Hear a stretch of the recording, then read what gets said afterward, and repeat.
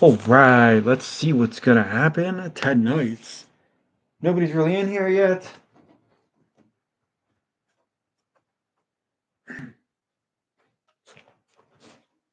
but it's okay.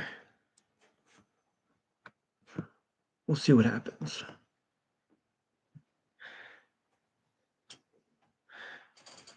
Good evening, good evening. How's everybody doing?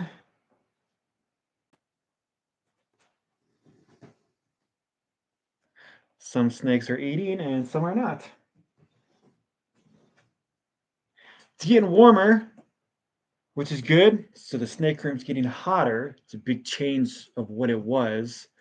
So I don't know if the temperatures are throwing off some of the snakes, but they all should be eating because they're not really big enough yet to breed. So the humidity sucks. I gotta soak some of these snakes. So with the high jump in temperature, I think the humidity is being thrown off. So it's kind of a bummer. So I'll just soak some of the snakes that need it. All of the new babies from 2025 are crushing baby rats, which is amazing. Some of them take a little bit of time to get on the food, but these ones are slamming rats, which is perfect. What's going on? Welcome, welcome. Good evening. Hopefully, you guys had a fantastic day.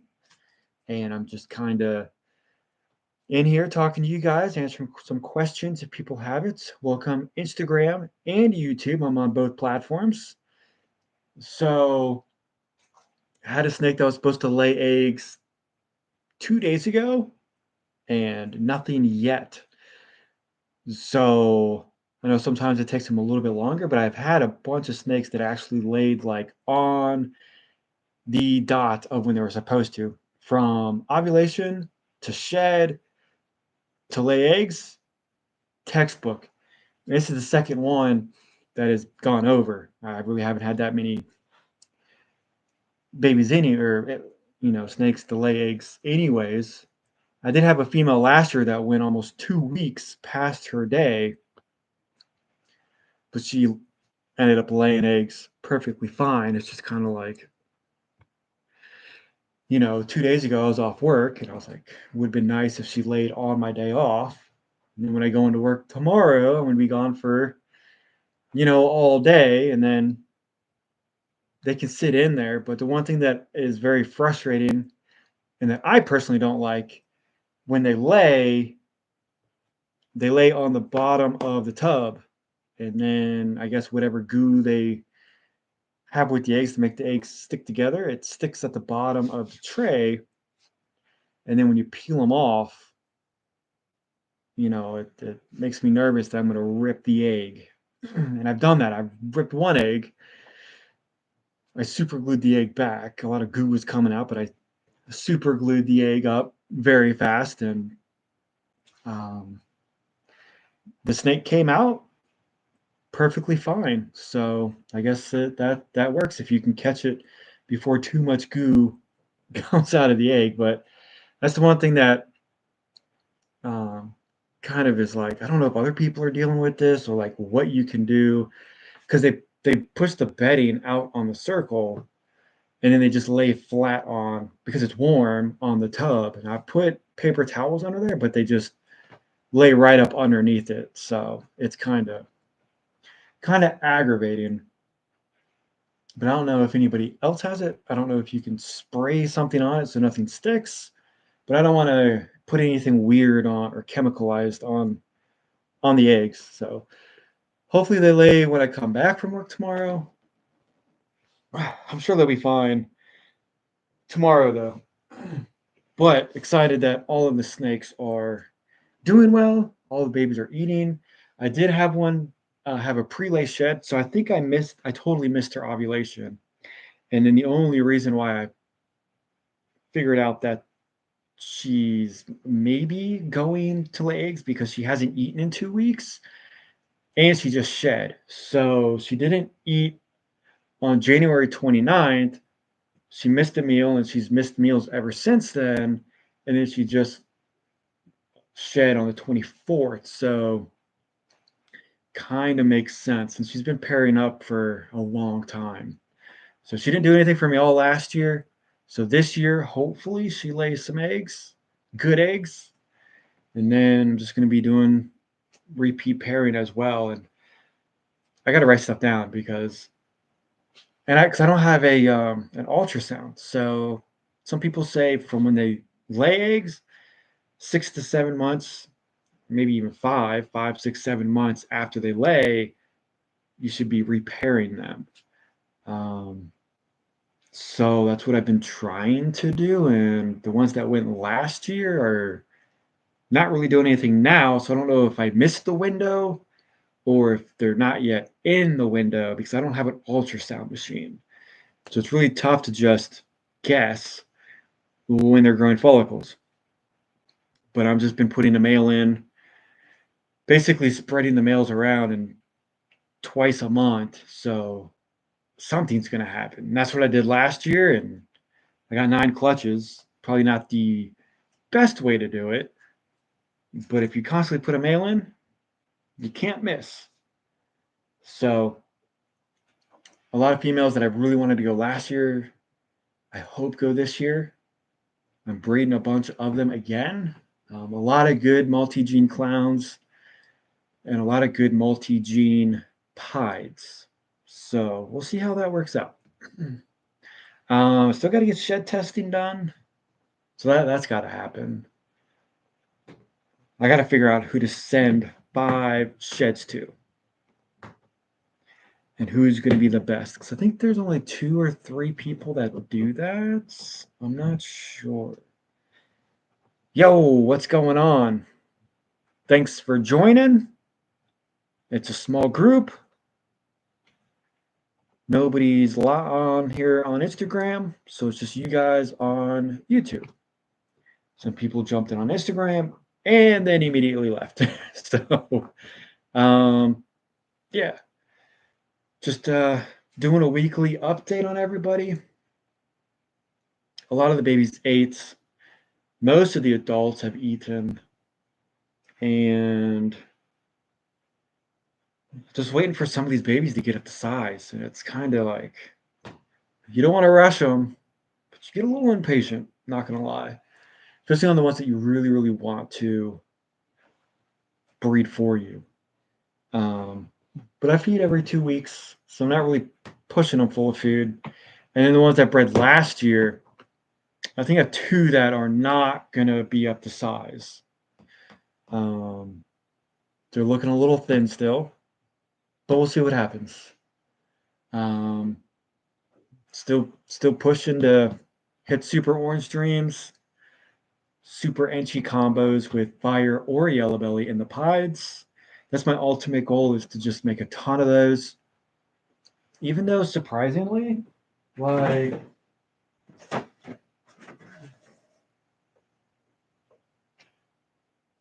just your regular super enchy yellow bellies look phenomenal.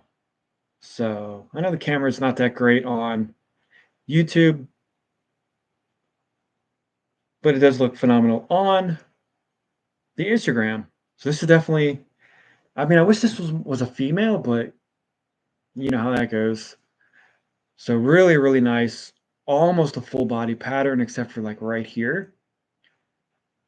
But came from an ivory pied, so definitely 100% yellow belly. Beautiful animal.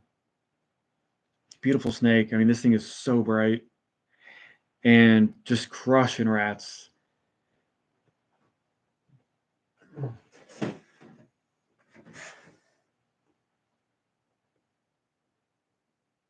And then this mill right here is going to be tough to let go.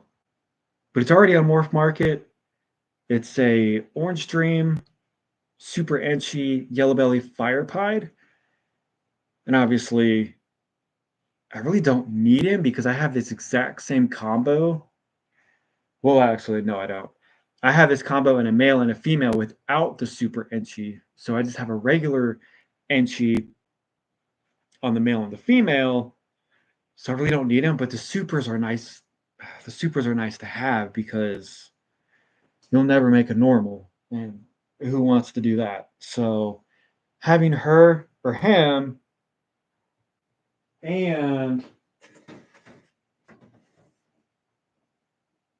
having her, which is another the exact same genes, super inchy, orange dream, yellow belly fire pot. I mean, you can't get. There's nothing really else that you would want to put into this except maybe leopard or some other recessive or another super. But it's just kind of like, how do you let something like this go when you know it's going to be a phenomenal breeder in the future? So it's like, do you hold on to her and stack for the future, or do you sell her now, because you got bills and you got other stuff that you need to do for snake, stuff. So like it's kind of, and it's a female, so it's like more people would probably want this, but then it's just tough. It's tough making these and then deciding like, I know I'm gonna regret selling these when 2 years from now I'd be like, really wish I had that super Anchi right now because I mean I could be stacking jeans on top of jeans that never make it normal. Hey, what's going on? Welcome, welcome. So guess it's just you guys on the YouTube. Instagram is super slow. So I know the camera sucks on here. I apologize. But just kind of, I mean, if you could see the edging on on this, it's just crazy. And of course, I do like a gazillion photos on my Instagram every day. So it's just crazy. It's insane. Maybe that's too bright. But yeah, the jagged edging, the peaking is just wild.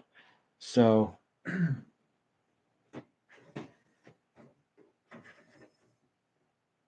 don't know if it's,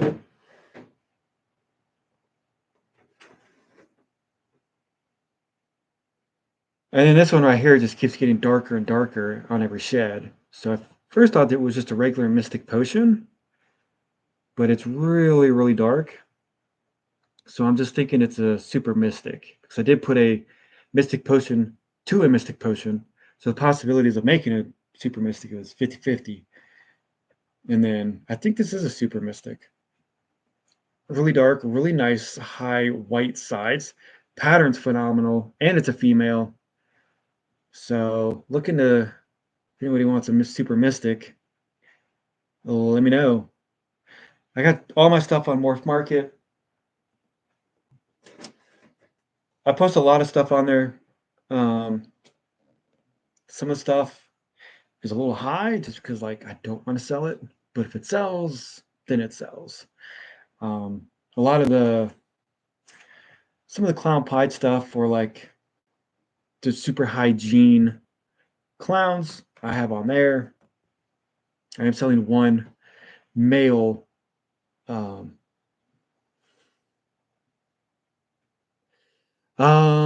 that's a good idea. That's a good idea. I could do that. Yeah, because I have the ones that um, made that one was an ivory. So I mean, yeah, I could keep those, but then the parents that made it was an ivory, so that's a super. So I don't want to sell that one.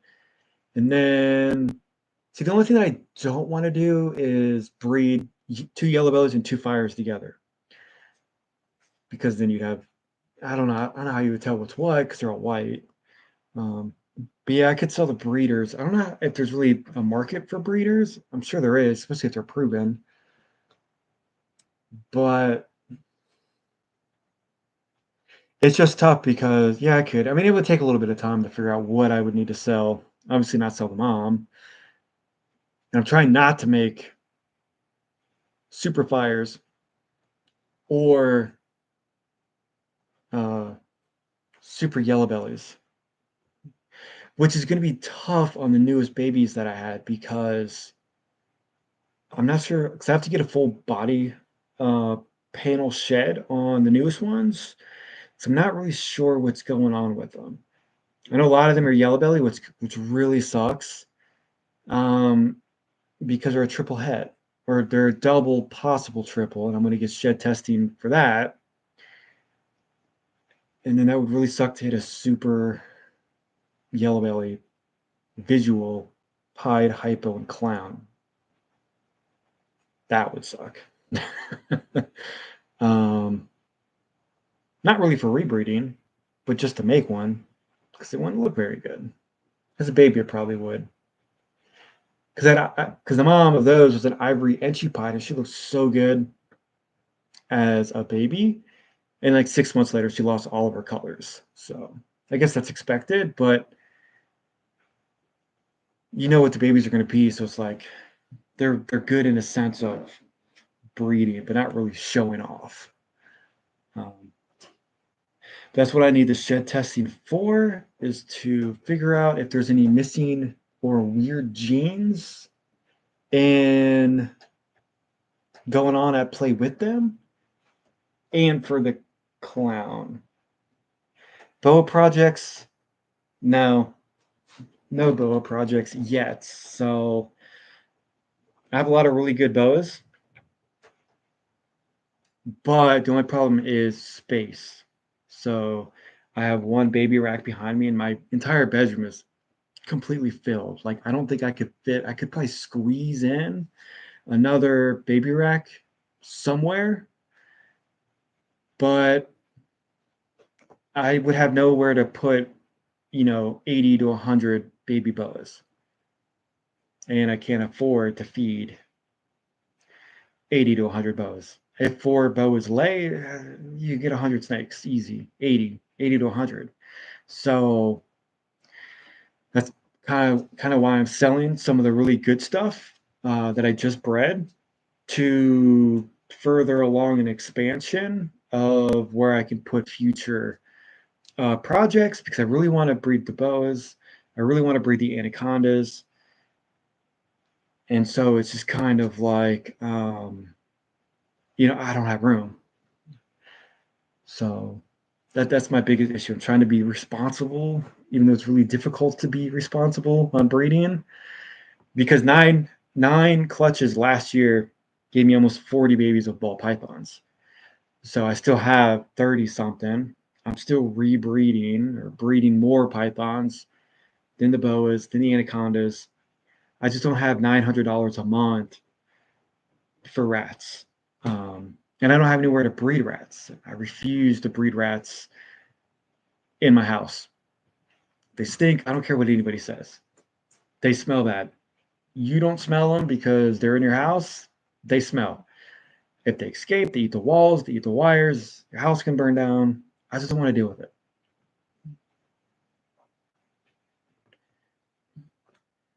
Yeah, I mean, I can't really get any more better odds than that. So, I mean, Orange Dreams, Super Enchi, Fire Yellow Belly Pied on 2 babies, hitting 3 Super Enchi Pieds with combos. I think I hit basically the best. I hit the best that I could hit. I mean, um, yeah, always room for a rack. I mean, I could bring it into the living room. Why not? I see people do that all the time.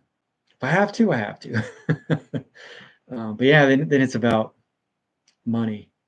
So, which I don't think a lot of people think about that, because they breed and they have all these babies and they're like, oh my God.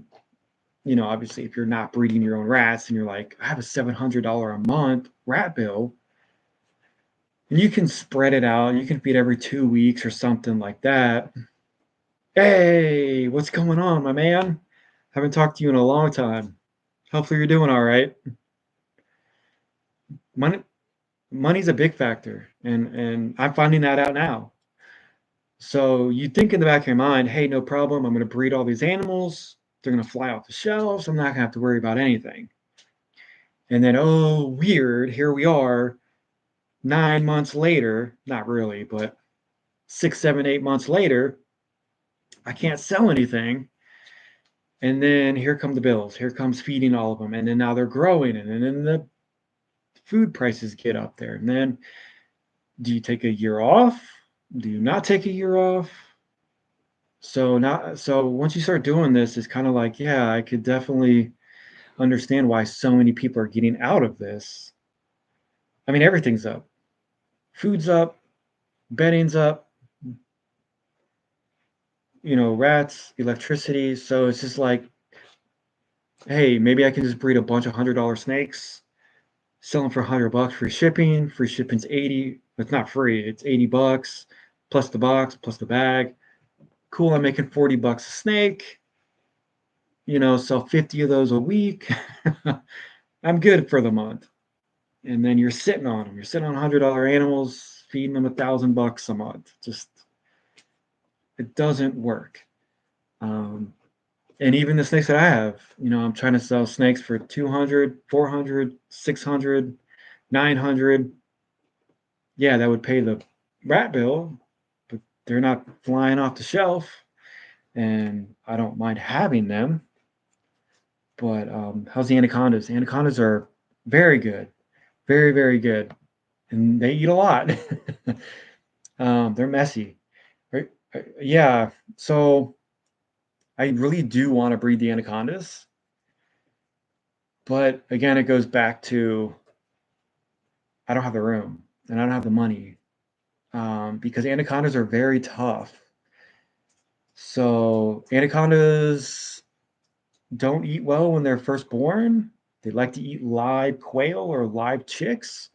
So let's just say I have 30 green anacondas. I got to find live quail. I got to find fish. I got to find birds that eat live. Okay, cool. So there's probably $200 or $300 worth of bird. And then if they don't eat, what do I do with the live birds? You know what I mean? So that's why a lot of people breed the anacondas and then they sell them for super, super cheap, saying, hey, they look good, but they're not eating. But I'll sell them to you instead of $1,000. I'll sell them to you for 300. That way you're getting an amazing deal. And then but you have to feed them. I'm not responsible for it because it's a mess. It's very difficult to get anacondas on food and to stay on food. So I don't have the room. I don't got the money for that type of stuff. I don't even know if I have the patience for that, honestly, because getting a whole bunch of birds in here, I don't know. It's just gonna be so I did the paper towel trick last night because I thought she was gonna lay last night, but then she just went under the paper towels. So I thought maybe I could spray like cooking Pam on there just to make it slippery, but that might mess something up. So I just don't like when they lay on the tub and then you got to like peel them off and you see some of like the egg matter coming off of it. It's like, oh, like please don't rip. So it's just kind of like makes me nervous. Yeah, I just had a few. So I fed on Tuesday, Monday night. Um, and some of my snakes are off of food, but all last week it was negative degrees. And then the last 3 days, it's been in the 50s and 60s. So I think everything's throwing them off right now. Um, so, yeah, I mean, if you can get into breeding your own rats, go for it. I can't. I don't have the room. Again, I'm not breeding rats in my own house. It's just, I did African softers and disaster. No matter how many times you clean them, you have to have a lot of ventilation for rats. And I'm not busting holes in my walls to ventilate outside. It's just not happening. So I mean, I've had people tell me that they breed full colonies of rats in their living room, and they swear up and down that it does not smell. I go, bro, I promise you, your house stinks. It's like cat people, and I'm not knocking on anybody. It's like cat people. Cat people swear their houses don't smell bad.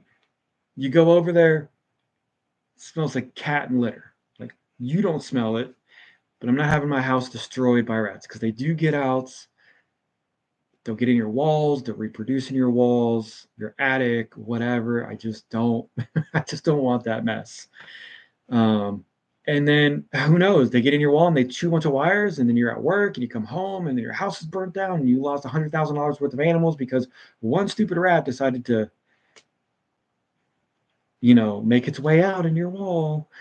So it's either that or spend $500 a week or $500 a month on rats. I'll go spending the money rather than all the craziness. So, I mean, if it was like, if I did this as a full-time job and I could keep an eye on everything, that would be one thing. But I'm gone all day at work. So I'm at work wondering and stressing, how are my rats? Did I close my rat bin? Did I leave it open a little bit enough so they could all escape and breed in my attic? Yeah, cats and rats. Bunnies too, because hey, the anacondas eat rabbits, so might as well just breed those as well. Yeah, the heat and the humidity has been crazy the last 2 weeks because it's just a huge fluctuation. And then next, so it's like 50s and 60s right now. Next week, it's going to be back into the 30s. So it just throws everything off, throws the house off, throws the bedroom off because I'm in my main bedroom. So, I have my house as one temperature. And then I try to keep, so in the wintertime, I keep my house at 58 degrees. And I try to keep this little bedroom at like 75 to 80. So everything is just thrown off. So um, it just is, it is what it is. So right now I'm just focusing on the little ball pythons that I can breed just so I don't get overwhelmed, not only with the babies, but with the bills.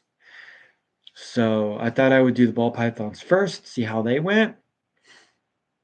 Not really going as I thought, and I think that's what most people, are expecting before I jump into bigger projects.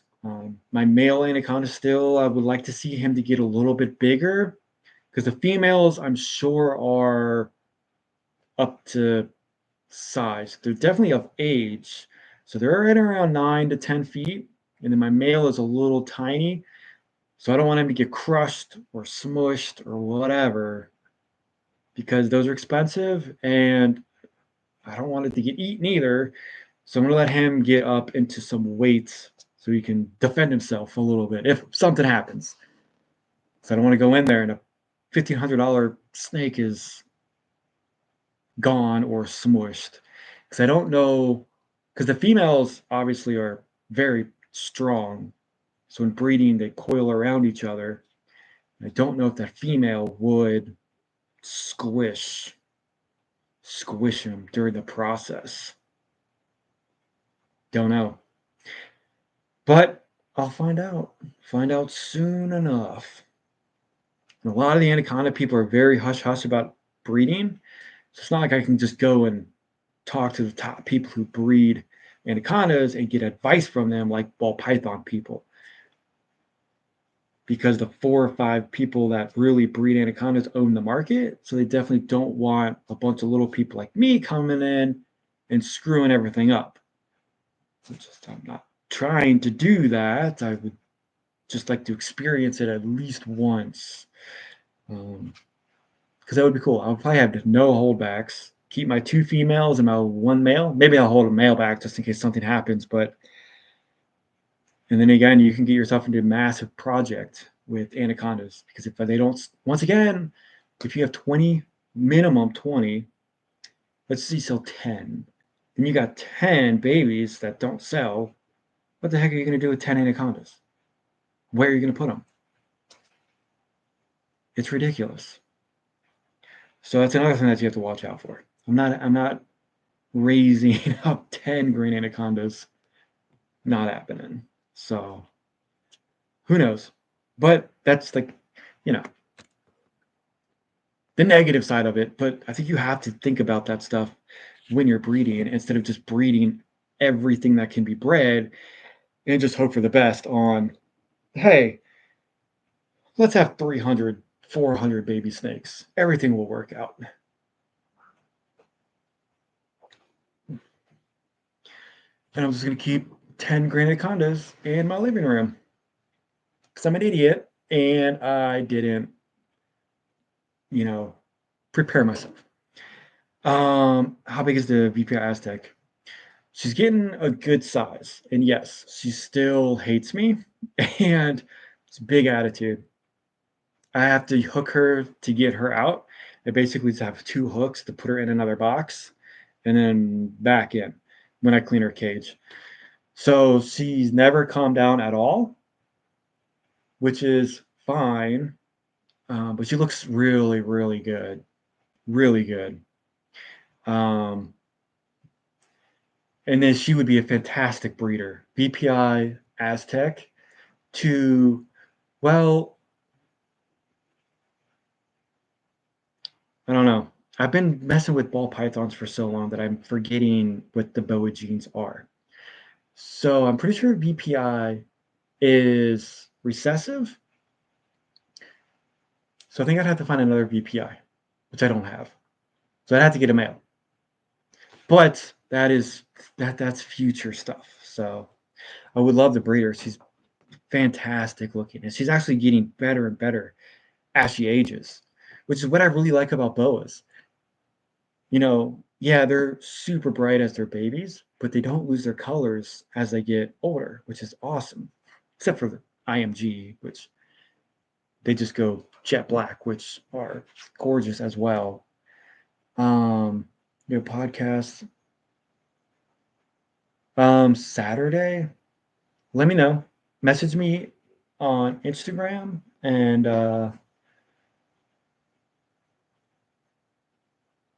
let me know when you're gonna have that, and then I'll watch you guys.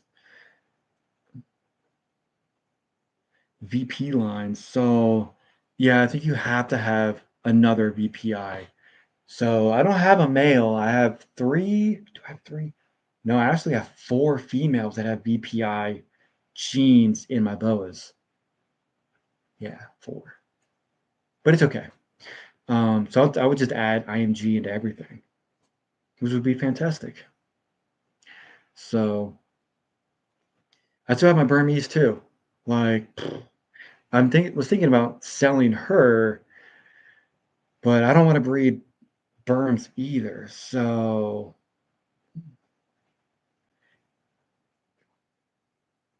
yes, put up the link to that so we all can follow you. Are you on it? Are you hosting it? Because depending on Saturday, I work Saturdays, so it would be nice to watch that. So yeah, that'd be cool. Um, oh, so what's going on? 8. Cool. I will be watching that. 8 p.m. on Sky's the Limit. Cool. I don't know if I follow them or not. I'm gonna write that down so I can make sure I am watching that.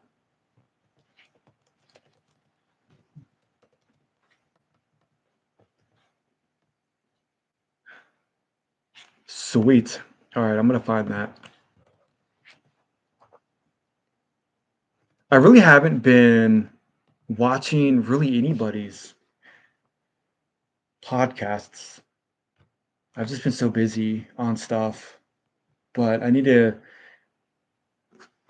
start watching some good podcasts on genetics and stuff like that because I've only been doing this. This is going into my third breeding season, and I'm putting together so many genetics together that I really need to find and talk with people that are actually super knowledgeable and more knowledgeable than I am on a lot of the stuff because I've just had a clutch that the babies don't look like anything that would have came out of the mom or the dad. So it's kind of hard to network with people or to ask people who have never bred the genetics that I'm trying to work with. And I'm not saying I'm doing anything ridiculous or, you know, with genetics, it's just like when you cut an egg and you're like, that doesn't look right on any side of the parents. It's just kind of like, it's just hard to, because once you throw like a snake on Facebook on the ball python genetic pages, you could even put a normal ball python on there, and then you'll get 50 different answers to it. You know what I mean? Or just a not even anything, just a basic wild normal ball python, and people will say it's got chocolate, it's got cinnamon, it's got this and that. And then when you throw on something that has 6 genes with, possibly 3 hets, people just blurt out stuff that it's like that's not even in the parents, and it's like it's posted. So it's like when you make something that's different than, then it's nice to be like, hey, get into a network of people who've done this for a good amount of time that know genetics. Hey, what do you think this is, or the possibilities? It would be nice. Then relying on Morph Market, because I try to go on Morph Market and type in the stuff of the genes, and you look at your snake and theirs, and then it's kind of like that kind of looks like it, but not really. And you can't go off of Canova stuff or Billy's or the top people, because they line breed their stuff to make it super bright, or the patterning or whatever. So when you have one, it's like, yeah, these kind of look like the same genes, but Canova's is as bright as the sun. So then you're kind of doubting yourself if you have the genetics, because his are phenomenal and then yours looks like poop. Compared to, it's like, I know they're the same genes, but he line breeds all of his fantastic stuff. So, hey, what's going on, everybody, on Instagram and on YouTube? Friday night in April. I should be. Joe, dude, where have you been? I haven't seen you in forever. Hope you're doing good. Hope you're having a good week. Yeah, there's 1,000 people that think they know what they're doing, and then they don't. So like, I've had people even message me on my animals saying, "Hey, you labeled this wrong. It doesn't have Enchi in it, but you labeled it as Enchi, so your snake's not worth this, but I'll give you X amount of money that's lower." And I go, no, that's not true, because I've had people that have done this for 30 years tell me that this pied is an Enchi. And I think you're just telling me that to try to get a better deal out of it. And then they get mad about it. So um, it happens. So it's like, why would you? No, I'm not going to trust you when I've got, you know, professional breeders down the road from me who've done this for 30 years. So yeah, I mean, everybody thinks they know one thing, but I mean, we're all learning. So like, I'm doing my best to see what, what the stuff I produce. I got 5, like this clutch that should have been dropped 2 days ago. The mom has 5 genes and the dad has 4 genes. So putting all those together, it's like, yeah, that's going to be a little interesting. And not everything is going to be like picture perfect on how the genes are played out. So maybe some stuff is mixed in a little weird or a little bit different. I mean, things aren't always, picture perfect every single time. Like my orange dream pie's not going to look just like Kanoa's, because his are brighter and better, or his has more pattern than mine. It doesn't mean that I'm not right or whatever. Dude, are you getting out? Dude, that's sad, man. You had phenomenal stuff. That sucks. Sorry to hear that. I'm trying to sell my stuff to get out of state, to get a bigger place.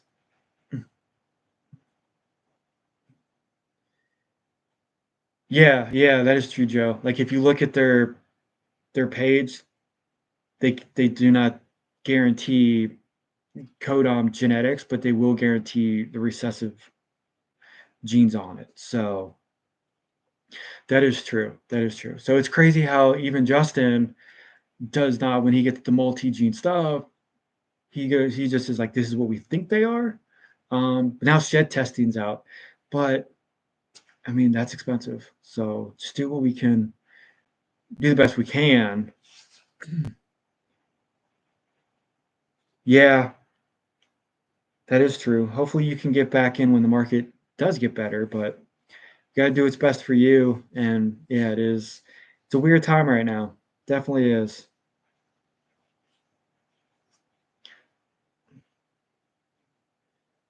Yeah, I think going to shows and stuff. And when you're new, people can label stuff kind of weird.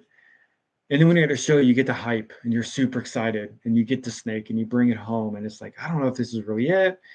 You throw it online. And then you got all these experts telling you that's not what this is. This might have extra genes. So it's like, I mean, you're not going to sit on your phone and morph market everything. Well, depending on what it is, you might.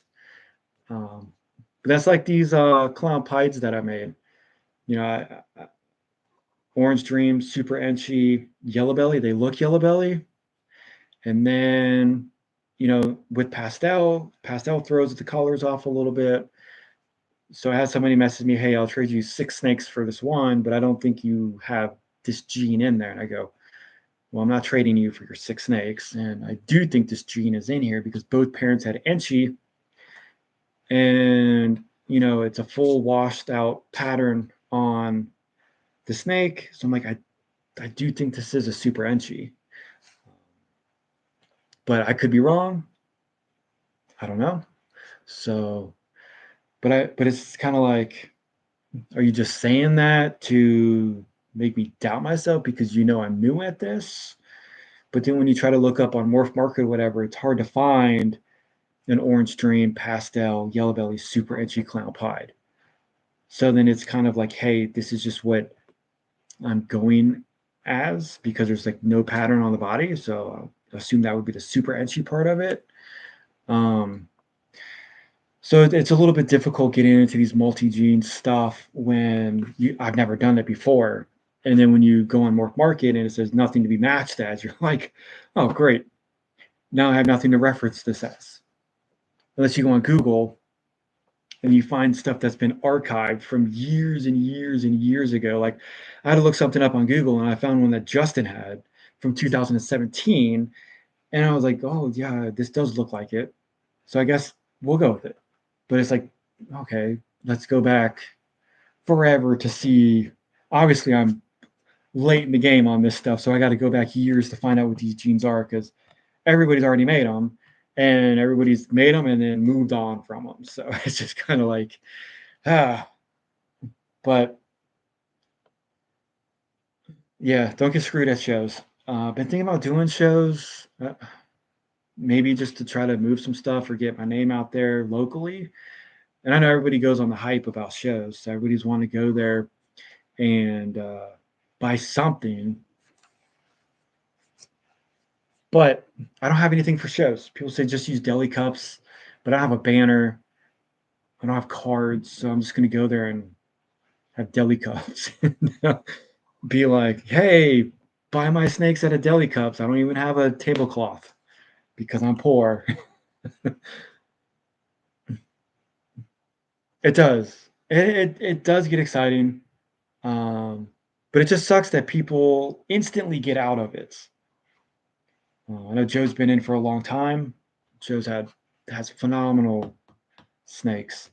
But I see people all the time online. They get into it.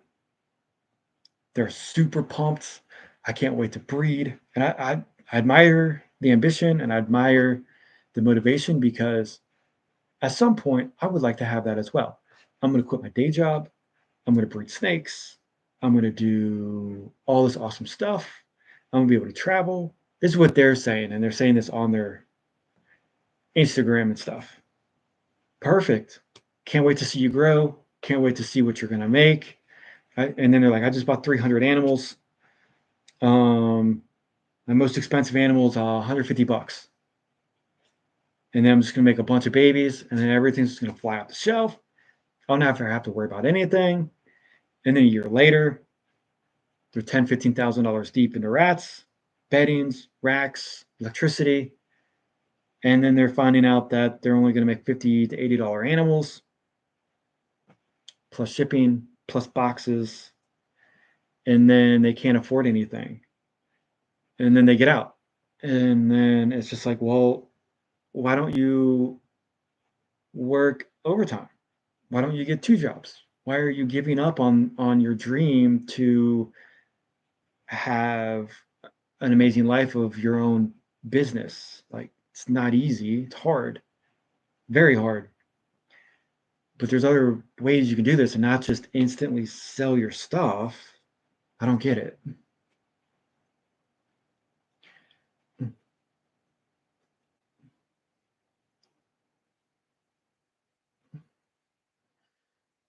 That's a good way to look at it. I never thought of it like that. I guess if you come in and you're the new guy and you got $2,000 to $3,000 worth of displays, people might think your snakes are all expensive, so they might not buy from you. That's a good way to look at it. I could see that. I could see that happening.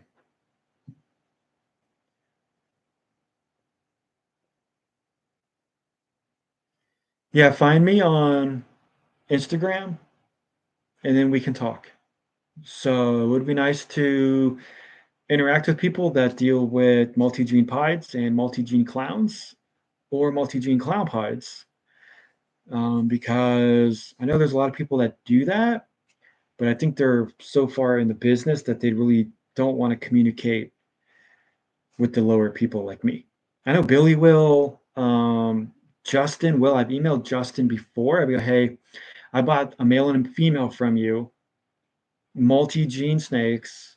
What do you think of these babies? Because this is my first clutch, and there's a lot going on with this, and I'm a little confused. And I'm not saying Justin himself emailed me. I think somebody on their staff did, and then they gave me a breakdown of what they said, hey, this is what we looked at them. This is what we think they are. We cannot promise you that this is exactly what they are, but this is our best guess. And then they email me back on, hey, we think blah, blah, blah, blah is what it is. And I go, okay. Obviously, I'm going to go off of what their team thinks. But then when their team messages me and then I post it online, and then some random person goes, that's not even correct at all. And I go, I'm not going to argue, but this is what Justin's team has told me. So it's like, I'm going to trust them over some random person on Instagram. No offense to the random people on Instagram, obviously, but you know how it is. Dude, I know. It's crazy. Um,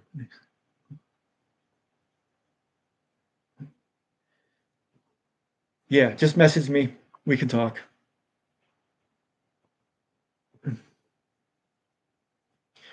Yeah, it's crazy.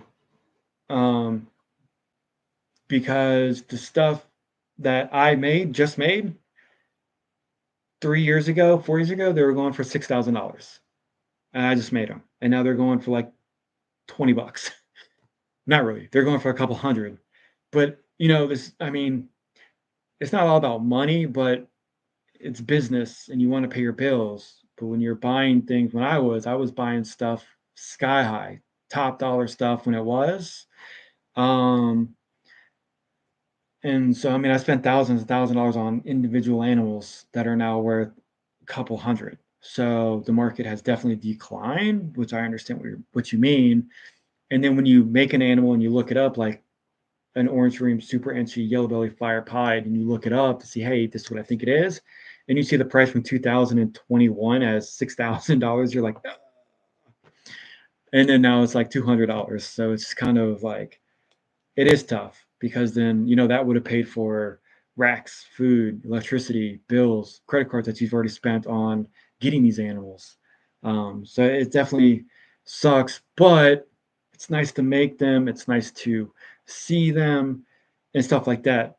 But obviously, a lot of us are in this as, yes, we love the animals. Yes, we care for the animals, but it's also a business. So, like everything in combined, you do want to make money off of this to get out of the hole and to actually just be able to afford feeding them, which is crazy. Um, there's a lot of drama, a lot of drama. I'm not involved in it. I don't think. I know a lot of people don't like me for whatever reason. I don't know why, but I just had my Instagram shut down 2 days ago. I have people flagging my posts all the time. I got demonetized from YouTube. I've had my Facebook warnings on it. So people just report my stuff, and I don't know why, but yeah, there's a lot of drama in it. Um, yeah, you want, and it's the same. Here's, and I know I go on this tangent or this rant all the time, but it's the same people that get into this who have 200 snakes who want to be amazing at this, which is perfect. There's, yeah, you can do it. And then it's the same people who knock Canova, Billy, all the big time people because they're doing it for money and they don't have the love of the animal and they don't care for their animals. I get it. They make probably a couple $1 million a year, but the same people who are, knocking them, you just got out. You just got in. You had your first clutch that you can't sell. You're negative every month. Um, and now you're out. You just sold everything. You wanted to be the best breeder. You wanted to do this to quit your day job. You love your animals, and then you quit. If you sold all your animals, you didn't love them, you didn't care for them, you didn't have to breed them. Keep them as pets. You don't have to breed your snakes. You're saying Canova hates his animals, doesn't care for them, keeps them in little boxes. You just sold all your animals. I, blows my mind, and I see it all the time. All the time. It's like I don't know who started that, but it's like on repeat to these people that I see all the time on Instagram that are getting out. I love my animals. They're my therapy. They help me when I'm depressed. 3 months later, I'm selling everything. I can't pay my bills. Snakes are, the economy sucks. You know what I mean? So it's just like, okay, nobody said you had to buy 200 animals and breed them. Keep them as pets. But that stuff bothers me, as you can tell. And then the same people that say Canova and Billy and whoever you wanted, Miguel, they need to stop breeding so we can catch up to them. It's not fair that they're breeding all this new stuff, and by the time I get it, because I'm poor, it's not worth anything. They need to take a couple years off, let the market catch up to them, and then they can keep on breeding. Yeah, okay. Good luck. I don't know. I don't know who I got mad or aggravated. I just keep to myself. I just post pictures constantly. I just do videos constantly. I don't know what I did to anybody except, I mean, I don't know. So when I first started making my Instagram, I had maybe like 20 snakes, maybe. And then everybody was like, hey, follow me, support me, we'll support you, yada, yada, yada. Following them, watching their YouTubes, interaction with them. And then all of a sudden, I went, I shouldn't even say it, um, 80 grand in debt. I refinanced my house, got a bunch of money, which obviously I should not have done, but I did anyways. And then I bought 40 snakes from Justin Kaboka, John Chosmer, and Rice Reptiles. And then I had all these animals, and then people just stopped talking to me. And then I started breeding, and then more people just stopped talking to me. So it's just like, I don't know what that was about, but now I have really, it's like all the people who were like, hey, let's support each other don't even talk to me anymore. So who knows? Um, Yeah, the pandemic money was banging. Dude, that'd be cool to move cross country. Um, that'd be fun.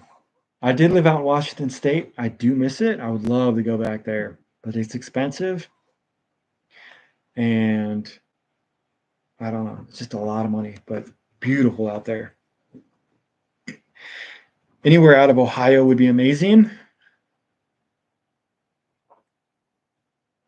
but I'm trying to move to Kentucky.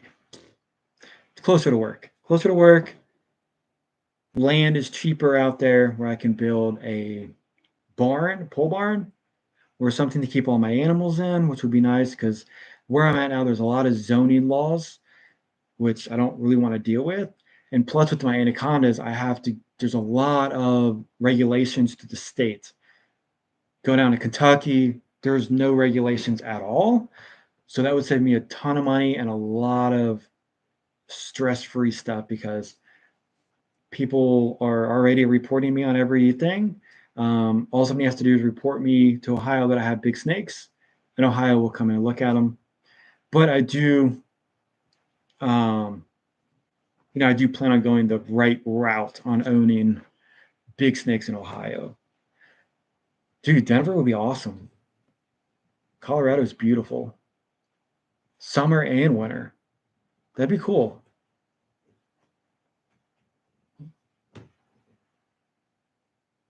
That'd be nice. They should be paying for all your stuff, right? Paying for you to move. Not your house, but well, they might pay for your house. I know Amazon does give, depending on how high you are.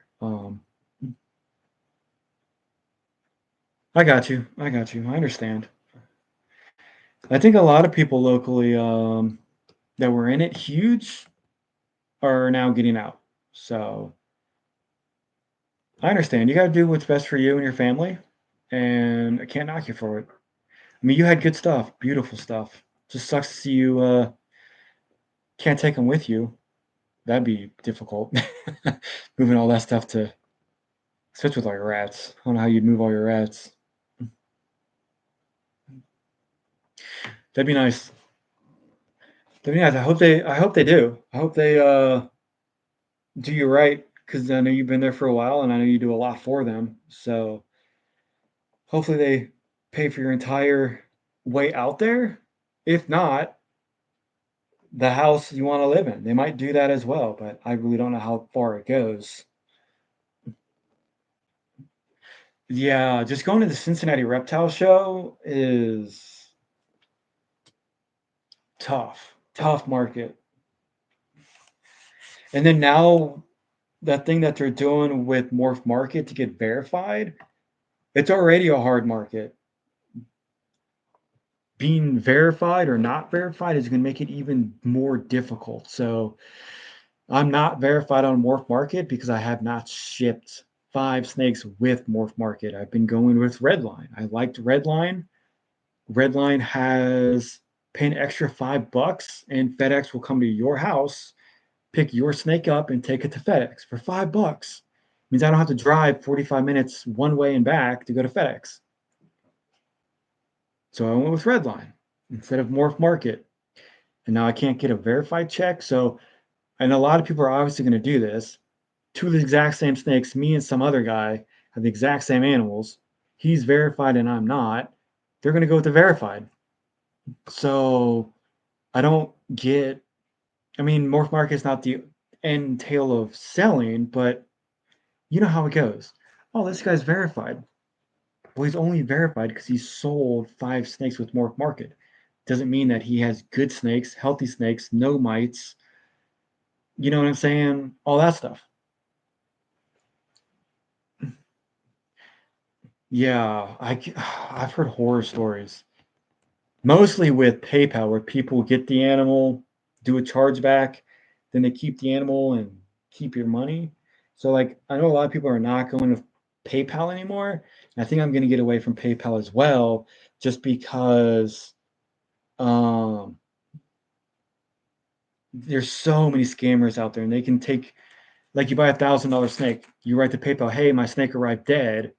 PayPal agrees with you that it's dead, then you keep your live snake and $1,000. You can't do anything about it.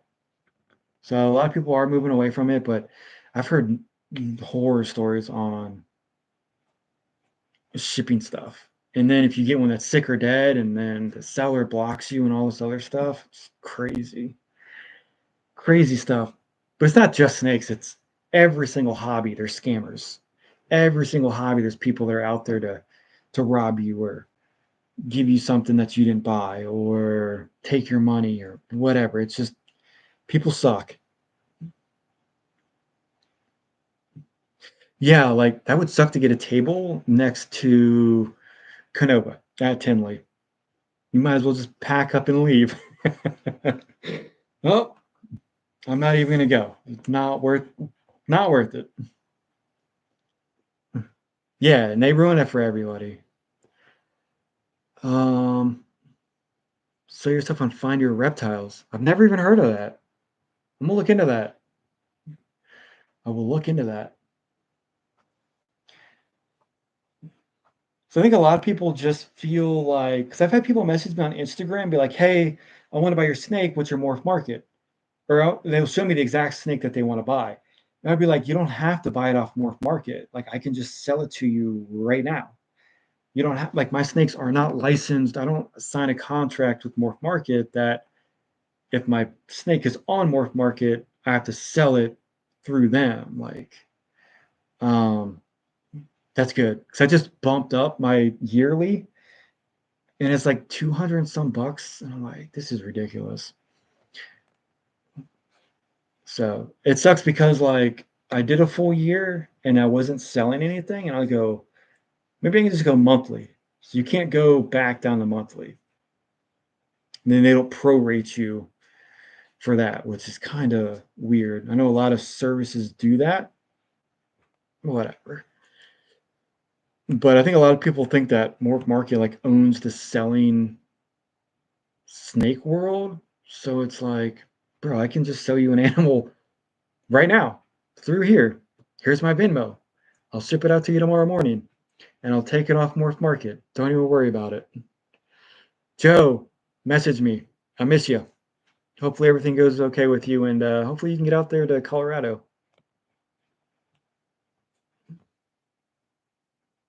What's going on? Welcome to the show. Just, yeah, message me sometime for real.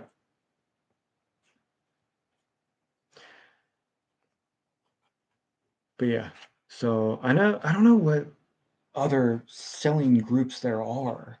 I try to sell stuff like I just post stuff on my Facebook and Instagram, but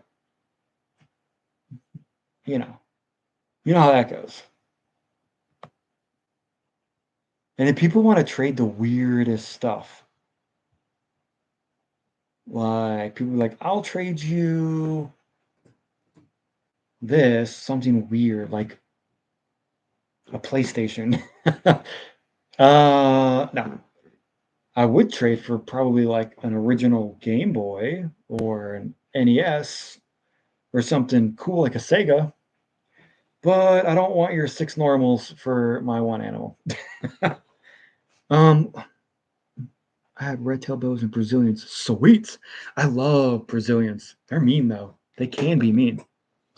Um, Palm Street auction. I don't know what that is. Um, Trading is kind of dumb because kinda it can be. You never know what's going to come into your collection with a trade, the bad stuff, and infect everything. But I did do a trade with one of my buddies down the road, but I trust him, so that trade went very smoothly. I don't do trades and I don't do breeding projects. If you want to get screwed big time, get into breeding projects with some random person on the internet. No, thank you. Yeah, I'll trade money for snakes. That's the only thing I'll trade. But I do have a yellow belly dreamsicle. Oh, you guys can't see that side of the room on my rack over here, and she's a breeding size. So I went to my buddy and I was like, hey, I know you have a male dreamsicle, and I want to make visual dreamsicles with yellow belly. I'll trade you my male chocolate fire pastel clown that I made, the only chocolate that I made last year, chocolate clown. Um, and I traded him that for a male dreamsicle, which is a good trade, I think. So now, hopefully this fall, I can make yellow belly dreamsicles and regular dreamsicles, which would be phenomenal. I would love to make some. But I lost my only clown chocolate fire pastel. Ah, the only chocolate clown I made last year saddens me. But this year, I'm gonna put chocolate clown to every single clown female that I have, and I'm just gonna hit chocolate, chocolate, chocolate, chocolate clowns, everything. The one that I'm very excited about is my female chocolate leopard red stripe clown to a spot nose fire clown. Ooh, could you imagine some chocolate Batmans? Some chocolate fire Batmans with red stripe? Or the Dark Knight, a fire chocolate red stripe Dark Knight. That would be amazing. So I think the Dark Knight is just, what is the Dark Knight? Spot nose? I don't even remember. Spot nose chocolate clown? I don't know. Let me look it up real quick. What is the Dark Knight? Somebody on here knows what it is. I know it's Spot Nose Clown, Dark Knight Ball Python. Somebody on here has gotta know. Do I have Morph Market? Morph Market? Yes. Benson C Snakes? I do.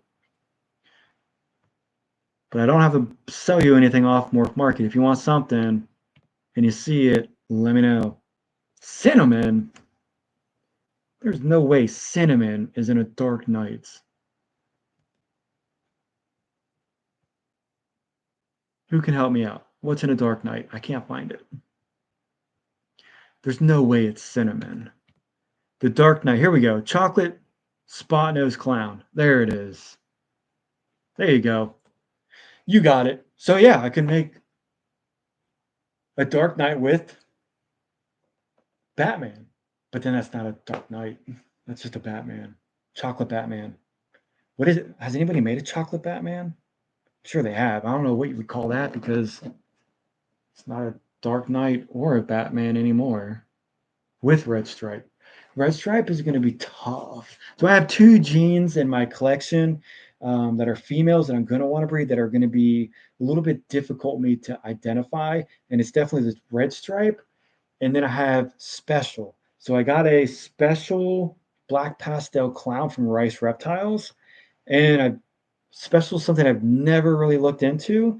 So the Special combo is going to be a little difficult for me. She has a little bit of time till she breeds, so I have some time to um, study up on Special.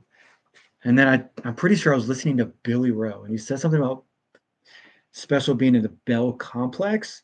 So can't put the two together. But I would show her to you, but ooh, she got a horrible shed. That's the one that's kind of got the two-face split down her face on two different patterns. Posted her quite a few times. When she was younger, though, she was really, really high white on the sides. And then, unfortunately, like all ball pythons, they kind of fade out when they get older. But I don't know what I would. So black pastel, Special clown, and then I would either put my spot nose fire clown or my chocolate leopard to her. So I don't know. It'd be interesting. Be interesting to start moving my chocolate around because I got a lot of other males that I like, but I think my chocolate's gonna be the number one guy. He's gonna be busy, busy, busy. And I know Chocolate Clown has dropped a lot as well. I got a lot of mahogany stuff now since I've bred it. I don't see a lot of people messing with mahogany clowns. I got two. I've got. Well, I just sold a mahogany clown the other day. But I got a fire Batman mahogany, two of those, fire mahogany, and a spot nose mahogany clowns. So I don't know if people like mahogany stuff or not.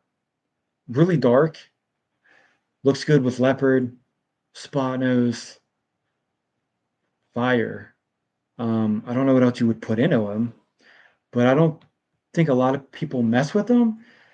And then really the only people I see messing with it is Justin, and they sit on his morph market a lot. So I'm not sure why or what reasoning people really don't like it. I want that fire mahogany clown you have. Let's make a deal. Ooh, buddy, you are. Let me know. Let me know. Message me. She looks good. She looks good. She's a little high on morph market because I kind of want to keep her. So fire. She's going into shed, but she eats perfectly fine. Big girl. You can see how cool her white her sides are. Blushed out heading. Gorgeous female. So I already have a fired mahogany clown that's not doing anything. She didn't go last year. So I bought clutch mates from Justin 2 years ago. Fire mahogany clown and a leopard mahogany clown. So the leopard mahogany clown went to the fire spot nose clown. Every single baby was mahogany clown. Don't ask me how that happened. I got no, well, other than two Batmans, I got no like leopard into anything. So I don't know how every single baby got mahogany and fire. I'm 100% sure every single baby had fire in it. I don't know how that happens, but I could probably never do that again if I tried. So if you want her, let me know. It's gonna hurt my soul to sell her because fire mahogany. I mean, it's a female. I hate selling my females, but man, I'm being overloaded with males. I know people need males. I got good males. Um, so it's just tough because I know I gotta, I gotta pay bills and stuff, but it's like there goes another female that I could have saved for a rebreed or for a future breeder, which would have been amazing. That's how it goes though. If you can't sell the males, sell the females. But yeah, I'm gonna try to change some stuff around um, this year because here we go. As you can see right here, and there's more down there. But it's like I can't sell this stuff. So do I rebreed the same females and the same males to get the same stuff that I can't sell now to not sell later? So it's kind of like got to figure that out. Basically, everything that I have is OD and Chi on everything, in the hides. But then I got fire, then yellow belly. Um, yeah, so like I said, I'm trying to hit the super ODs, the super Enchies on the pieds, mix in leopard. I got leopard in almost everything. So mix it up with the yellow bellies and then the fires. And then this one that should have dropped 2 days ago. I'm so excited for that one. Super excited. 2025, already dropped two clutches. I got one that's going to drop in a month. I got one that should have dropped 2 days ago. Big things are happening. Not doesn't mean it's going to be good things, but things are happening, which is good. So like all my ball pythons, all my females are on totally different, all on different schedules. So I just had in January and February snakes drop. I got snakes dropping now in another month, and then a lot of stuff in July and August, September, November. So it's like I gotta I gotta organize this stuff and figure all this stuff out because they're all on different schedules. So when people say, "Hey, breed for the fall and stop in the winter," you're missing your window on a lot of your snakes. because my snakes are spring, winter is spring, and then lay in the summer and the fall. So if you only breed in the fall to the winter, you might be missing them entirely because they only go through their cycle one time a year. And people like me without ultrasounds have to guess. You might be guessing at the wrong season. So these people on the internet, they're saying breed in the fall time.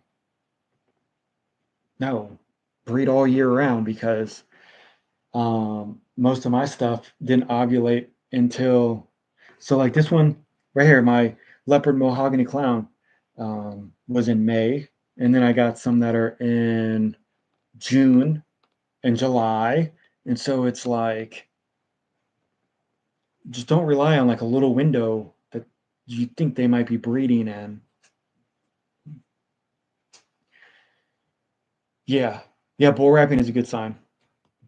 I know some of mine haven't bull wrapped, and then they were good to go. But I know that is a good sign.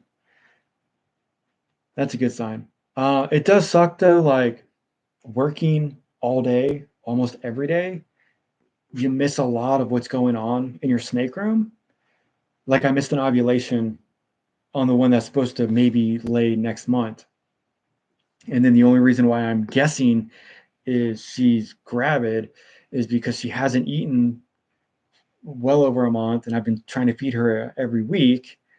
And that's a good sign too. And then, she went off food January 29th. She just shed on the 24th. So that's about the window of an ovulation to prelay. So I'm only guessing. I might take her over to John and have him ultrasound and be like, hey, are there eggs in her or not? Or I'll just wait a month. The month will come fast enough. And if not, I'll just keep on putting the male in there. Or I could keep putting the male in there until eggs drop. But yeah, so it's all guessing for me. I have seen ultrasounds on Amazon for like $1,000. I don't know if they've really, I don't know how well they work. I mean, I guess you only need to see what's happening for a little bit. But the good ones are like $4, $5, $6,000, and yeah, who has that kind of money? Not me. So, yep.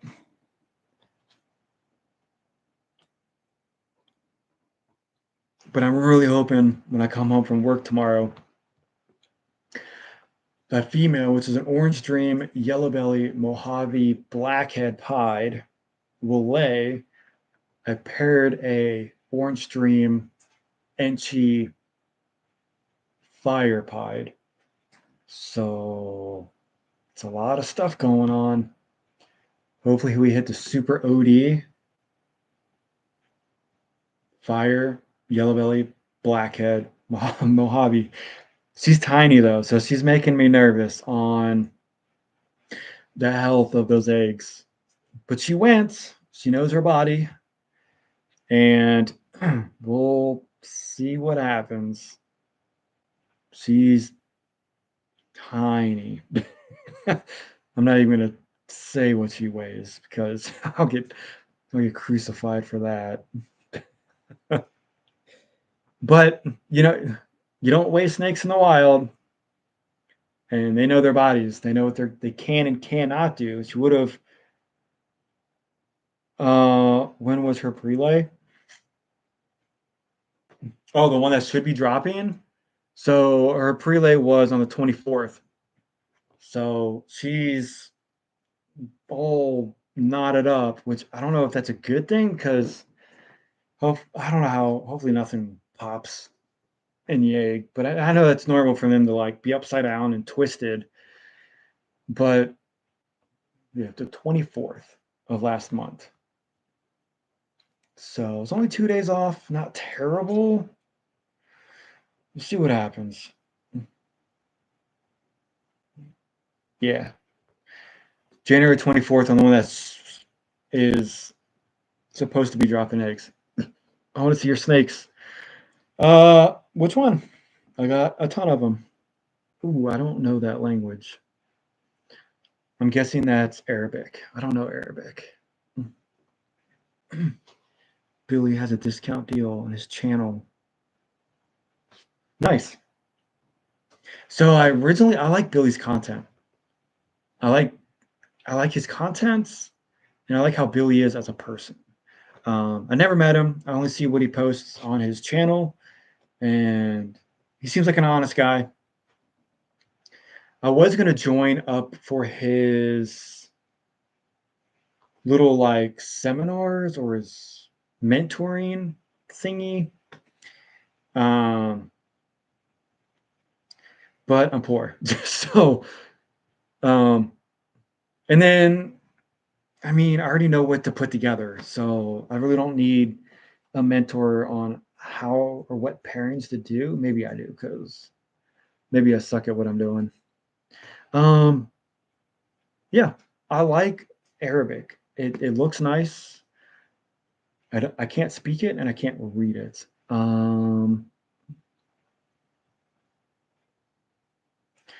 But yeah, let me show you a snake real quick.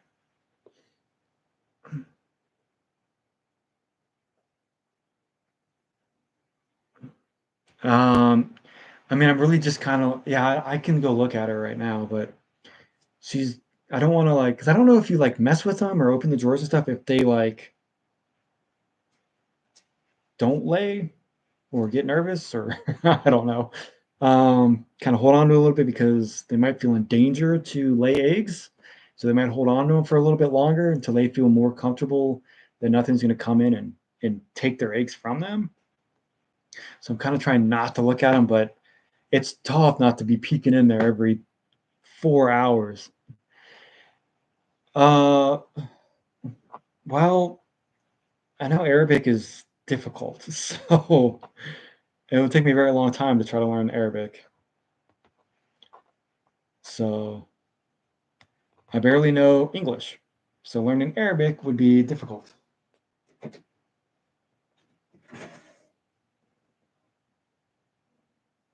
So here's one that I'm going to regret selling. A no, I don't know. There's a little bit of like a line there, but somebody said it was a no white pied. So no breaks in the body at all on this one. So this is one of the 2025s, crushing rats. Kind of a smiley face thingy going on. But so at first I thought this was fire, and I don't think it is because it's doesn't really have that the right blushing on the head. So super anchy yellow belly, pied the orange dream. It's a female, so I mean, it would suck to try to sell her just because a pied with no breaks in the body is phenomenal. And again, it's a super inchy. So amazing babies, you'll never make a normal. So all these females that I'm having, I'm like, I should keep these, but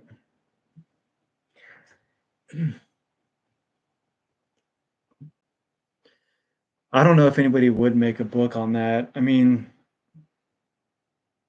there's so many different patterns and colors and varieties of what one or two snakes could make. It's I think it would be difficult to put every combo down. And then like that one, it's an all pattern body. Like you're not going to put that into a book. And somebody might see the book and be like, "This isn't what you have," because in the book, because somebody told me like that one was a het pied because it doesn't have the pied markings. And I go, "There's no way it's a het pied because both parents were visual pieds, so it has to be a visual pied." He was arguing with me that two pieds can make a het pied. I'm like, no, that's not how that works. So I don't know. You still have people that try to tell you what's happening to your animals when they're not right. I get it looks like a het pied because it has no breaks in the body, but both parents are pied. So it has to be a pied. So that one doesn't have a name. I don't name the only snakes that I've named are my anacondas, honestly. um, but yeah. So yeah, I don't know if a book would really work because everybody's making new stuff constantly. And then you're finding new information about that one gene because the big uproar with Desert Ghost. Desert Ghost came out as in Clowns and Pies, and then everybody wanted to get into it. And then they found out that there's different lines of Desert Ghost. And then everybody was mad about it. Now I don't hear too much of anything about that happening. But a book would say, "Hey, Desert Ghost is this," and then now we know from shed testing that there's multiple lineages of Desert Ghost. So I don't know exactly how that would work, but just the basics of stuff would be nice to have. Because I think a lot of people just make stuff up, and then people go with it. But it is difficult to see some stuff. I'm not gonna lie. I've been looking at snakes online where it's like a multi-gene. Enchi pied is super bright and it looks like it has OD and it's not. And then you see one that has OD in it, or it says Enchi and then it's not Enchi. So it's just like OD and pied and Enchi and pied can get confused very easily. And even a lot of big breeders get them confused because they're both very bright. They have the head stamping. And if you have OD and Enchi together as the pairings, I always look for the band I band, a wider I band, and then I've only seen green eyes on Enchi pies. So I'm assuming because all my Enchi stuff has green eyes, I would assume that's a good indication. Now, once you start adding a bunch of stuff together, it could throw that away. But pastel and Enchi both have green eyes, so that's a good indication. Um, but again, stacking genes can throw it off. Like my clown pies, they have black eyes and they have orange dream and super Enchi. So now they have black eyes, but yellow belly's involved and then clown pine is involved. So stacking stuff probably plays a factor in most of the stuff, but like normal stuff, like an Enchi, OD, leopard pied, all mine have green eyes. And then my regular orange dream with no Enchis don't have green eyes. So could be wrong. But that's just what I've been told. And that's what everything seems to be working out like that. So, and even stuff that I bought from other breeders, they have green eyes as well. So, but they're basic. It's basic stuff. Not that, but like basic genetics that I have. I don't have anything crazy or insane where I need to get shed testing on all the babies that I'm producing because they've have 10,000 different genes in them. But and then that's the stuff that would make it a little bit stressful. Producing stuff, shed testing stuff, making sure everything is, trying to make everything what it's supposed to be because you're adding so much stuff to it. And then with the hets, multiple visual recessives, it's too much for me. Too much. That's why I didn't even want to get into the het stuff at all. I bought only one het. Everything I have is visual recessive because I do not want to play the het game. And here I am. I made hets because it's like once you breed them to each other, the het, you lose the percentage, and then you lose the percentage, and then it's just a guessing game on if it has it, unless you shed test. But you're not going to shed test a normal het pied that's worth $60 on a $30 shed testing. You just toss it out there as 50%, maybe not. If you don't hit nothing in your breeding, you wasted 2 years, and sorry about your luck. So, because that's like, because I got male and female 100% double het possible triples. You breed them, you miss them, you're down to 66. What am I going to do with 66? Hopefully, out of the one rebreeds you hit visuals and you can rebreed that 66 back. But it's like now we're playing the long game and the chasing game because I decided to breed 200% hets. Obviously, you're going to hit something, but what you miss on, cool. Now we got 66. Put 66 to 66 or 66 back into 100 because I can't afford the visuals. I don't have $20,000 to get a visual hypo clown pied.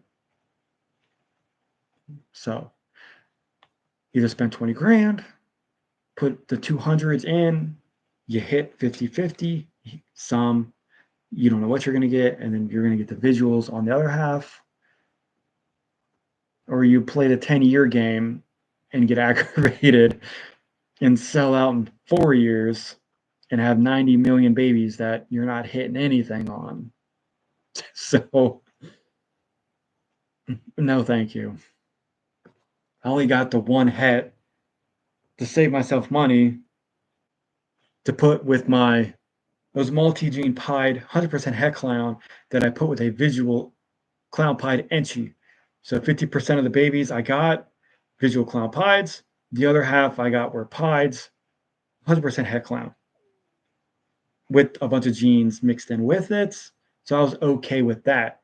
But there's no way I would do a 50 and a 50 together for any reason on breeding. That's just a waste of money and a waste of time. Unless it's shed tested and then it's not 50% anymore, it's 100%, which is what I'm going to do on these triples, which, they're 100% pied, 100% hypo, 50% on the clown. So keep the ones that hit the triples,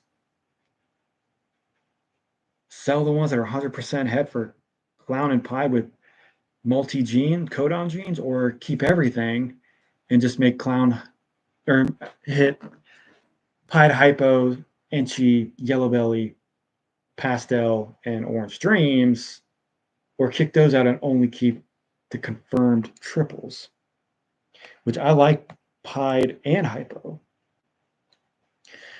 But hitting triples off of two heads is like, I don't even know, 164 chances or something per egg. Yikes. Chasing the triples. I don't know. It could be fun. It could be a fun project. We'll see how it goes. Could be fun. A lot of time, a lot of space. Who knows? I guess that'll be a project. I don't know. Unless somebody wants to mess around with it, let me know. But I'm going to get all 5 of them tested for the clown just so I know exactly what's going on with them. And then I'll start figuring out what the actual genes are, because there's a lot of genes at play in them. And I think a few of them I hit Super Enchi, Orange Dream with Yellow Belly, and Pastel. So then there's the other problem is if one of the females is Yellow Belly, one of the males, one of the triples, confirmed triples is Yellow Belly female, confirmed triple Yellow Belly male. Because only 50% of that clutch is going to have the triple. So do you risk making ivories? What if you hit? What if you hit the triples? What if you hit visual, clown, pied, and hypo, but you made them as ivories? Would you even be able to tell? I don't know. As an all-white snake. It's an all-white snake, and then you could possibly have every codon in there. What do you do?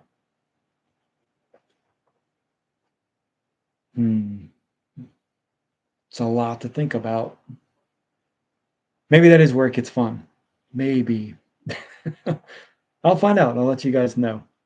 Let you know how that works out. So, I'm gonna go.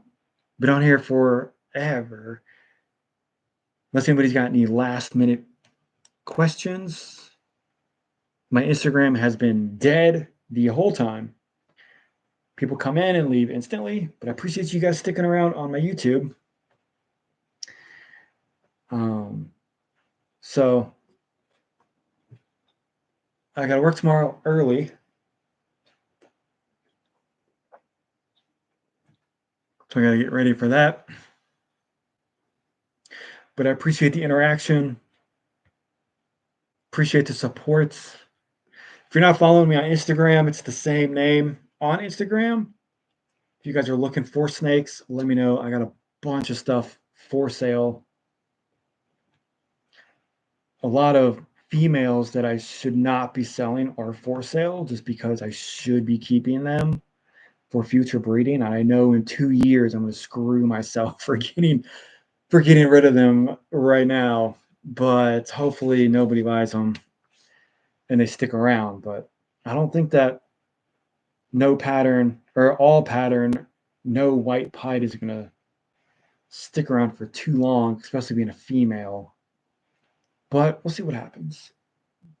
So on that, hopefully I see you guys tomorrow night. What's tomorrow night? Friday. So I'll try to be on Friday. Message me on Instagram. Any questions or whatever. But appreciate you guys. See ya.